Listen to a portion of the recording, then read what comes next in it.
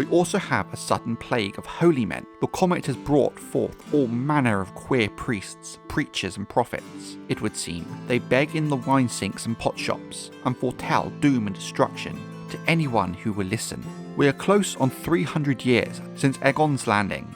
I suppose it's only to be expected. Let them rant. Varys and Tyrion Lannister. A Clash of Kings Chapter 8, Tyrion 2.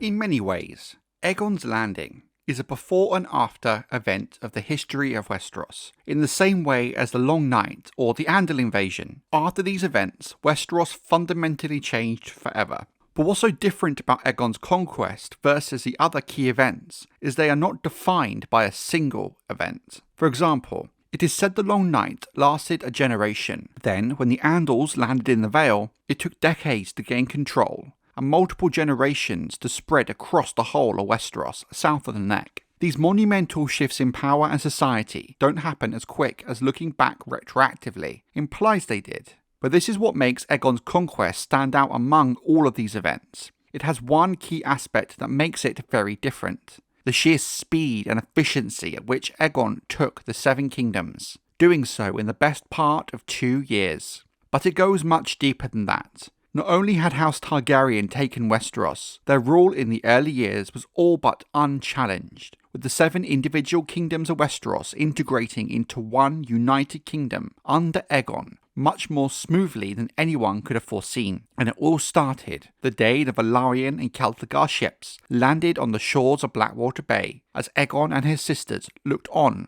from atop their dragons. Unfortunately, accounts tend to differ how many men sailed from Dragonstone with Aegon and his sisters. All we know for sure is that they were a relatively small number when compared to the hosts of the kings of Westeros could call to their banner. Some say as many as 3,000. Others the number was only a few hundred. Given Dragonstone itself had a very low population of small folk, and Aegon's bannermen could only muster a small number of swords themselves, the smaller size of Aegon's army is not wholly surprising. Under normal circumstances, you would have called Aegon a mad fool for provoking the ire of the Storm King, Argilac Durandon, or the infamous Harren the Black. But the conquest was far from a normal circumstance, and would be a new type of warfare most in Westeros had never seen before, and were all too ill prepared to face. Blackwater Bay was rough and choppy, white caps everywhere.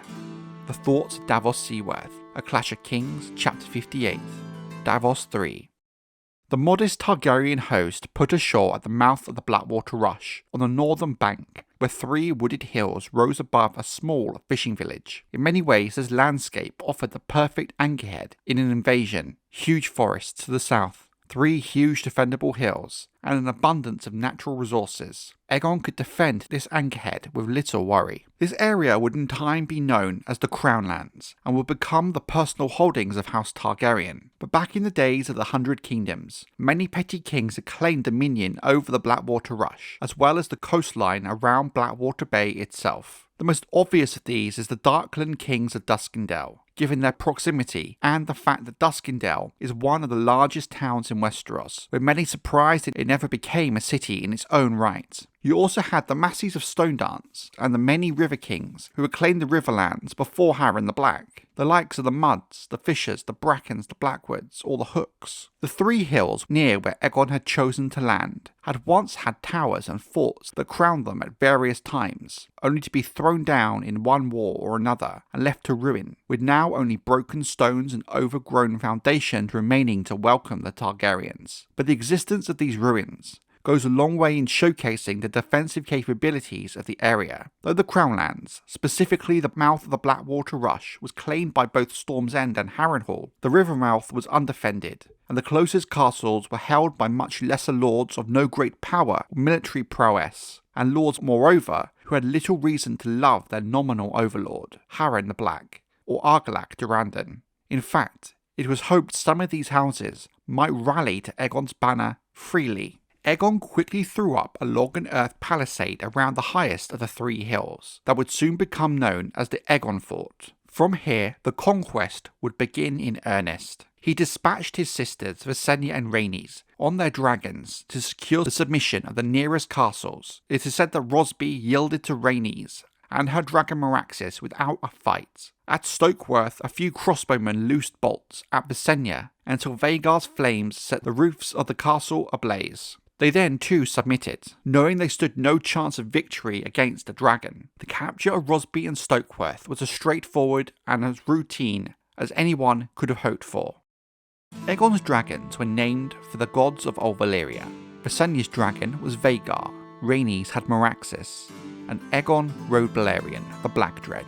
It was said that Vhagar's breath was so hot that it could melt a knight in his armour and cook the man inside, that Meraxes swallowed horses whole, and Balerion, his fires were as black as his scales, his wings so vast that whole towns were swallowed up in their shadow when he passed overhead. Daenerys Targaryen to her Blood Riders, A Clash of Kings Chapter 12, Daenerys won. But the first true test came from Lord Starkland of Duskendale and Lord Mooten of Maindenpool. Both Duskendale and Maindenpool were large towns that could call upon a sizable number of swords in a short space of time. In a normal pitched battle, there would have been questions as to if Aegon had the number to prevail. Lord Starkland and Mooten merged their armies and marched south with the intent of pushing the invaders back into the bay, but they were met with nothing but black fire on the march. Orys Baratheon, Aegon's bastard half-brother, had attacked the joint forces of Starkland and Mooten head-on, with Aegon himself descending from above on the monstrous Balerion the Black Dread, the largest of the Targaryen dragons, and the only living dragon at the time to have seen Valyria before its doom. Both lords were slain in a one-sided battle that followed. Starkland's son and Mooten's brother thereafter yielded up their castles and swore their swords to House Targaryen. Duskendale at the time was the most important Westerosi port on the Narrow Sea and had grown fat and wealthy from the trade that passed through its harbour. Thus, Visenya Targaryen did not allow the towns to be sacked, but she did not hesitate to claim its riches for Aegon, greatly swelling the coffers of the conquerors.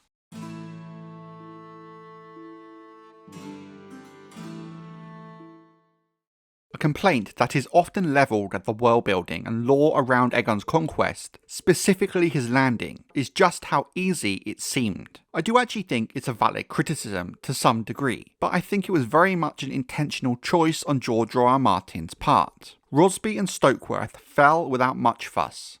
Why? Because of dragons. The joint Starkland and Mooten army were beaten by Aegon's much smaller army. Why? Because of dragons. The conquest itself, on the whole, was very straightforward, because of dragons. The conquest has intentionally been written as a walk in the park to show us, the reader, the sheer impact having dragons has when it comes to warfare, control and power, and it perfectly juxtaposes the fate of House Targaryen once they lose that innate power. Because the use of dragons is like dropping a nuclear bomb on a society that's just about figured out how to make sticks pointy. The conquest was supposed to be easy. But let's take a step back a second. While dragons were the biggest factor in this, we must also consider that during the Age of Dragons and Old Valyria, their focus was mostly on their empire in Essos, and given what we know about the history of Westeros, while it does seem some kind of dragons existed there at some point, Aegon's conquest is the first time that dragons were used in combat. It is maybe slightly easier to understand why the likes of Lord Starkland and Lord Mooten underestimated the impact they would have on a battle, as foolish as that may seem.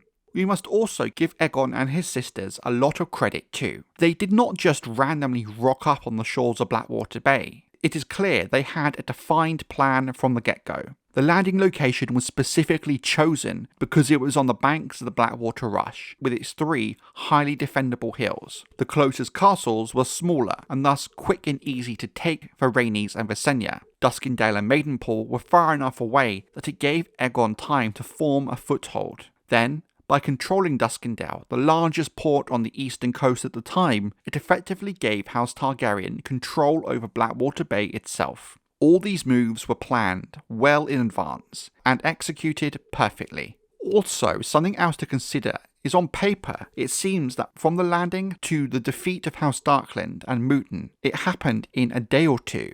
but realistically it would have taken a couple of weeks for House Darkland and Mooten to have called their banners and then marched south, and it also would have taken a couple of weeks to build the Aegon fort to a defendable state. So while it seems like the conquest was happening very quickly, the reality is it happened at a much slower pace than the text implies. After all, it did take the best part of 2 years from start to finish.